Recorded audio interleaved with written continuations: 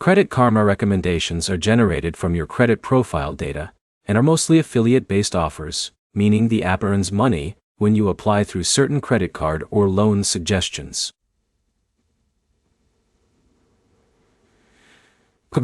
By the end, you'll know how these recommendations actually work, whether they help or hurt you, and when you should ignore them completely.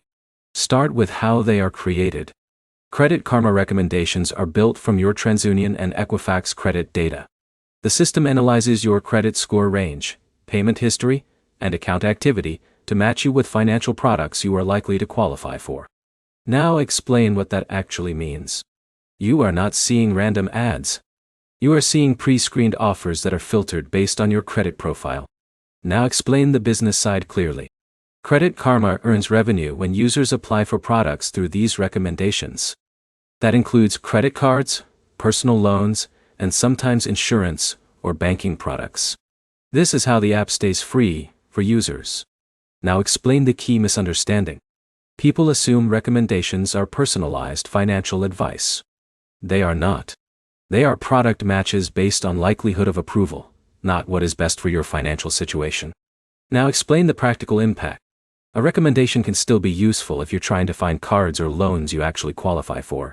It helps you avoid hard rejections by showing offers aligned with your credit range. Now, explain the limitation. Credit Karma does not always show the full market. Some lenders do not participate in these recommendation networks, so you won't see every possible option. Now, give a simple way to use them correctly.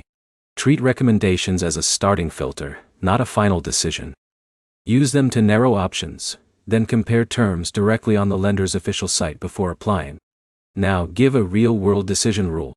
If you are rebuilding credit or exploring beginner credit cards, recommendations can save time. If you already have strong credit and want the best rates, you should compare outside Credit Karma as well. Now, summarize the key points. Credit Karma recommendations are based on your credit profile. They are monetized offers, not personalized financial advice. And they should be used as a starting point, not a final decision. 1. Practical, next step, buy.